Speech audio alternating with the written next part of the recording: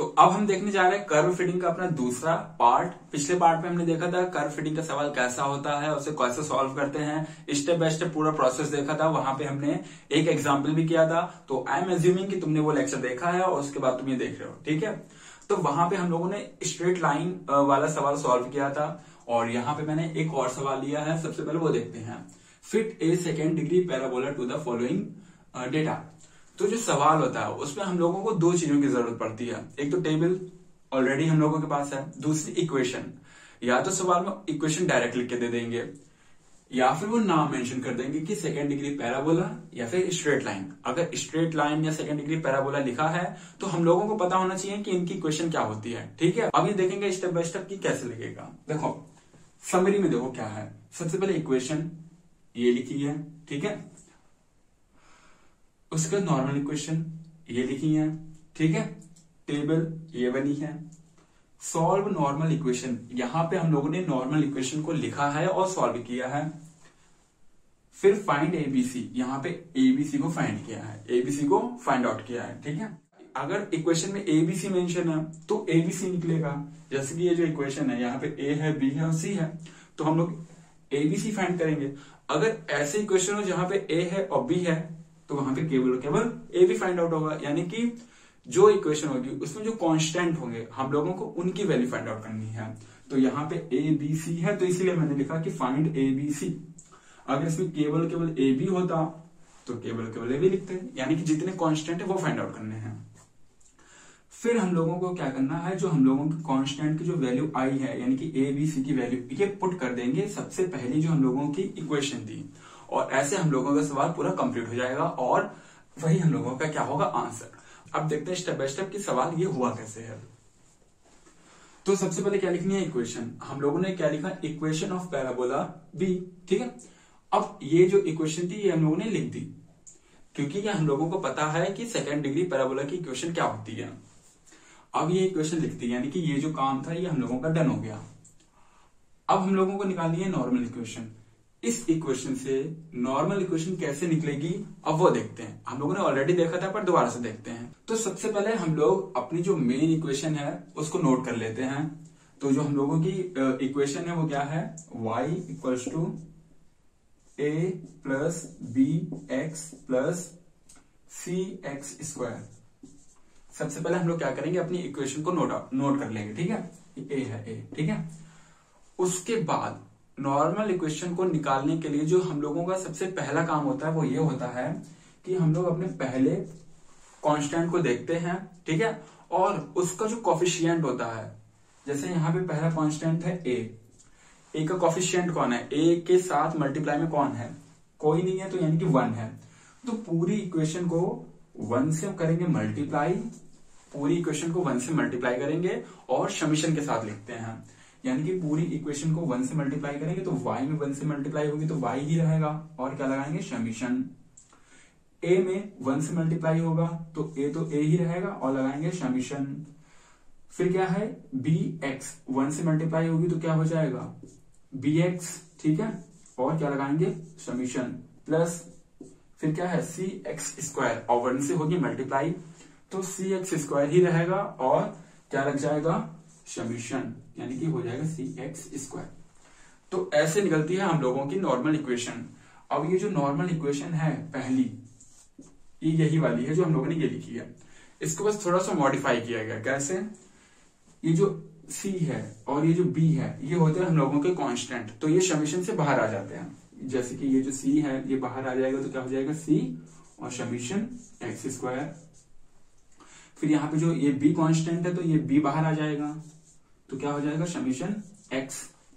अब यहां पे क्या है कि a बाहर आ जाएगा, फिर क्या बचेगा, समीशन 1, और जो समीशन है वो 1 to n टाइम चलता है तो इसीलिए यहाँ पे समीशन जो 1 होता है उसे हम लोग n लिखते हैं, ठीक है।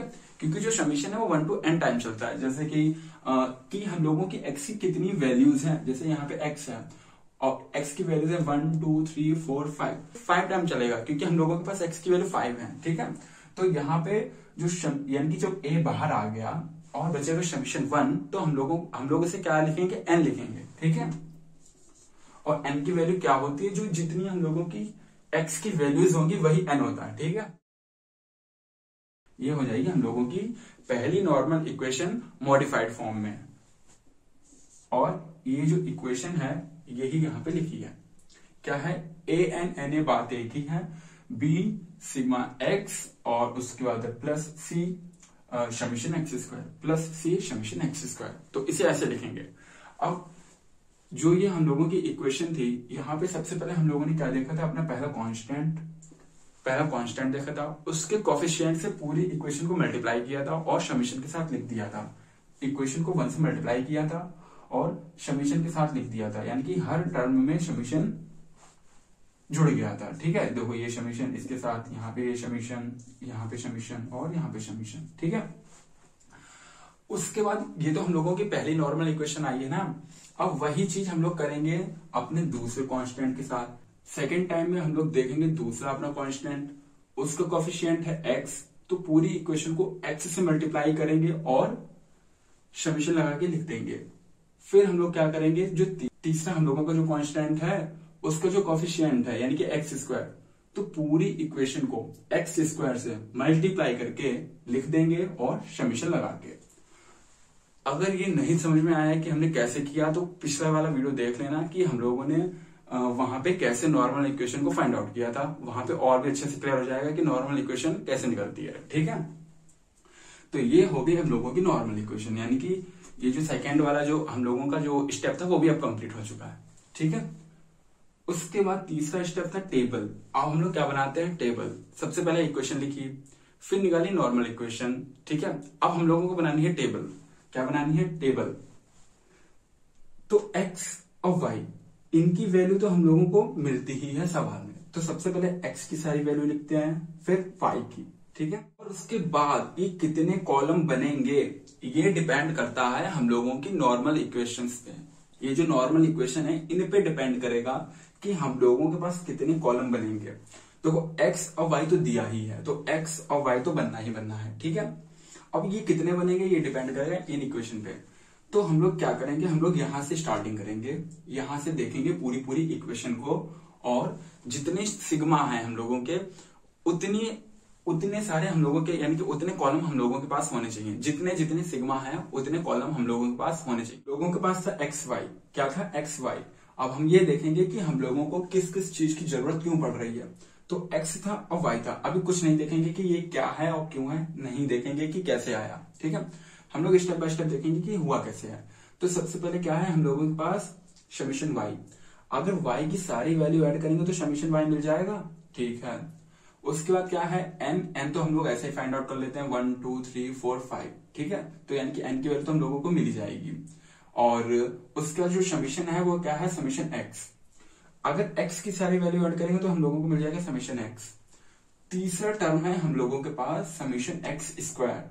अब एक्स स्क्वायर, अगर x की सारी वैल्यू ऐड करेंगे तो समीशन x मिलेगा, ना कि समीशन एक्स स्क्वायर। तो इसीलिए हम लोगों को जरूरत पड़ी एक्स स्क्वायर के कॉलम की, ठीक है। इसीलिए हम लोगों ने एक्स स्क्वायर का कॉलम बनाया, ताकि जब सबको ऐड करें तो हम लोगों को समीशन एक्स स्क्वायर मिल जाए।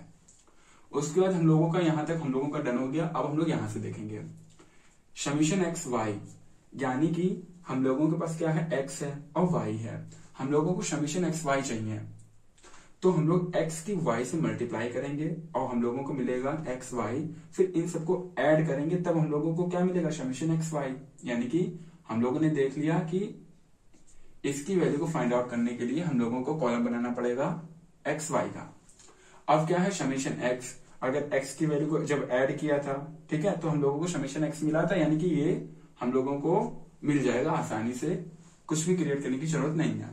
फिर क्या है, summation x square. X square को भी ऑलरेडी फाइंड आउट कर चुके हैं, तो यानी कि इसकी भी जरूरत नहीं पड़ेगी।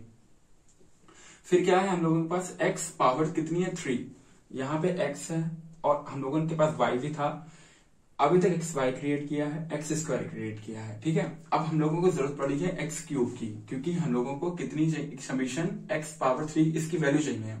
अब इसकी वैल्यू तब मिलेगी जब हम लोग एक्स का क्यूब करेंगे और सारी वैल्यू को ऐड करेंगे। तो इसीलिए हम लोगों ने ये वाला कॉलम बनाया, ताकि एक्स की जो पावर 3 है उसकी सारी वैल्यू निकाल पाए और सबको ऐड कर पाए, ठीक है। अब यानी कि ये वाली इक्वेशन थी वो भी डन हो गई। क्या अब यहां से देखेंगे, यहाँ पे है समीशन एक्स स्क्वायर वाई, तो यानी कि अब हम लोगों को एक्स स्क्वायर वाई का हम लोगों को कॉलम बनाना पड़ेगा, एक्स स्क्वायर वाई, और सारी जो वैल्यू है वो फाइंड आउट करनी पड़ेगी और ऐड करना पड़ेगा। फिर क्या है समीशन एक्स स्क्वायर, ऑलरेडी हम लोगों के पास है। फिर क्या है एक्स क्यूब, ऑलरेडी हम लोगों के पास है।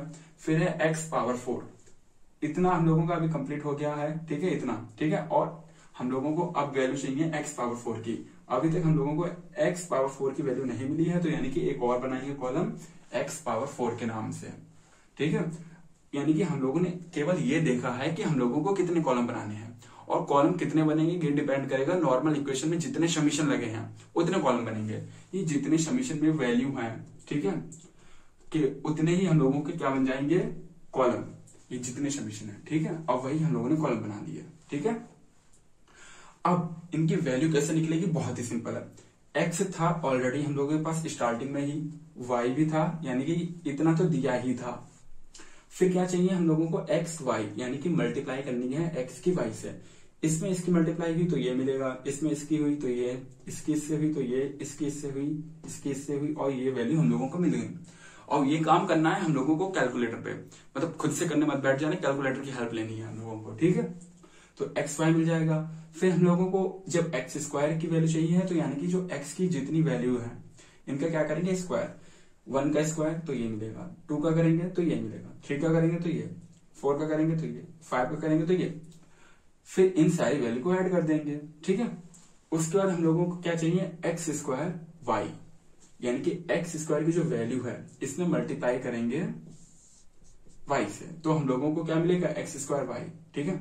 यानी कि ये जो 1090 है इसकी 1 से, ठीक है, इसकी इससे, इस वाले की इससे, इस वाले की इससे, और इस वाले टर्म की इससे होगी मल्टीप्लाई, और ये सारी वैल्यूज मिलेंगी। इन सबको ऐड करेंगे तो हम लोगों को इतना मिलेगा, ठीक है। उसके बाद हम लोगों को चाहिए है एक्स पावर 3 की वैल्यू, तो यानी कि केवल क्या करना है एक्स की मल्टीप्लाई करेंगे एक्स स्क्वायर से, कितना मिलेगा एक्स पावर 3, एक्स की मल्टीप्लाई होगी एक्स स्क्वायर से, कितना मिलेगा एक्स पावर 3, ठीक है। फिर चाहिए एक्स पावर 4, यानी कि एक्स पावर 3 की मल्टीप्लाई एक्स से करेंगे तो क्या मिलेगा एक्स पावर 4, यानी कि इसकी मल्टीप्लाई इससे हुई तो ये मिला, इसकी मल्टीप्लाई इससे हुई तो ये मिला, इसकी मल्टीप्लाई इससे हुई तो ये मिला, इसकी मल्टीप्लाई जब इससे हुई तो ये मिला, इसकी मल्टीप्लाई इससे हुई तो ये मिला, ठीक है। इन सब वैल्यूज को हम लोगों ने ऐड कर लिया और हम लोगों को कितना मिला 979, यानी कि समीशन एक्स पावर 4 की वैल्यू भी मिल गई। यानी कि जो हम लोगों के नॉर्मल इक्वेशन में जितने समीशन वाले पार्ट थे, ये वाला, ये वाला, ये वाला, ये वाला, ये वाला, ये जितने भी समीशन वाले पार्ट थे, इन सब की वैल्यू हम लोगों ने टेबल से फाइंड आउट कर ली है कि इन सब की वैल्यू क्या होगी। अब ये जो जितनी वैल्यू हम लोगों को मिली है, एक ये मिली है, एक ये, एक ये, एक ये, इन सारी वैल्यूज को पुट कर देंगे हम लोग अपनी नॉर्मल इक्वेशन में। पुटिंग द वैल्यू ऑफ ये दो sigma x y, x square y, x cube और एक्स पावर 4, इन सारी वैल्यूज को हम लोग पुट कर देंगे अपनी इन इक्वेशन में। 2 3 4, यहाँ पे क्या लिखा है 2 3 4, यहाँ पे यानी कि ये जो क्या है सिग्मा वाई, और इसकी वैल्यू कितनी है ये है, यहाँ पे क्या सिग्मा एक्स, ये वैल्यू है, सिग्मा एक्स स्क्वायर, ये है एक्स स्क्वायर का कॉलम और ये वैल्यू है, ठीक है।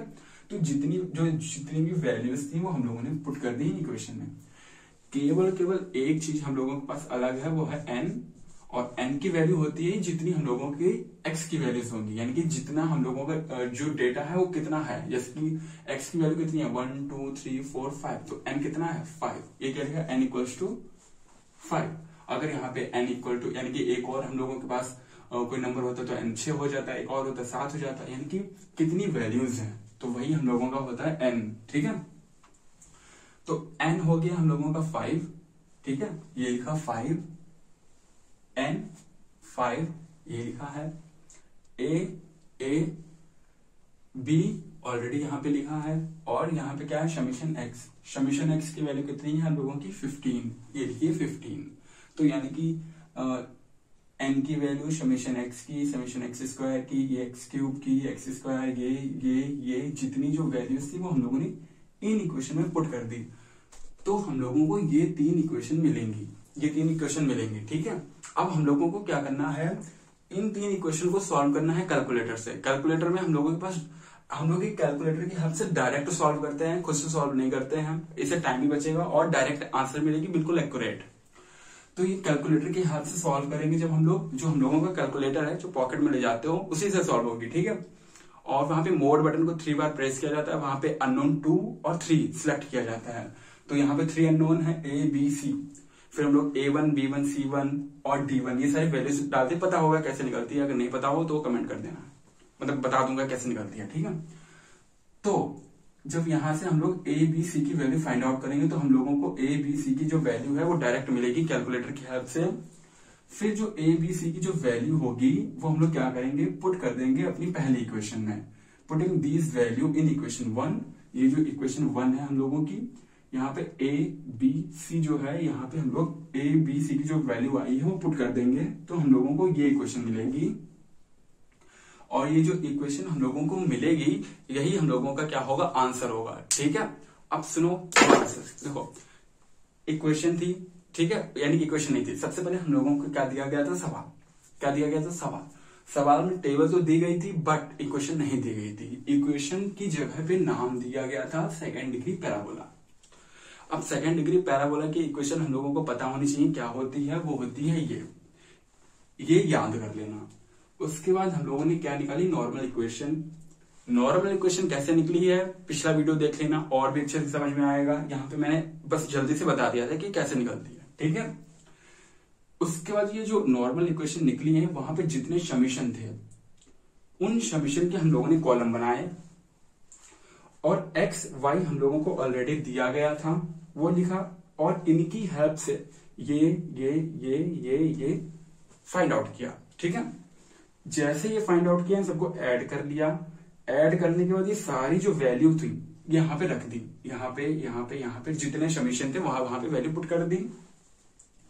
तब हम लोगों को ये इक्वेशन मिली 3। जो 3 इक्वेशन हम लोगों की नॉर्मल फॉर्म की थी, नॉर्मल इक्वेशंस, ये केवल यहाँ पे समीशन की वैल्यू पुट कर दी तो हम लोगों को ये इक्वेशन मिलेंगी, ठीक है। अब जब इन तीनों को सॉल्व किया तो हम लोगों को A की, B की, C की वैल्यू मिली और इसको हम लोगों ने सॉल्व किया कैलकुलेटर की हेल्प से, ठीक है। उसके बाद हम लोगों ने A-B-C की जो वैल्यू थी वो पुट कर दी इसमें। अब यही हम लोगों का क्या है, आंसर है।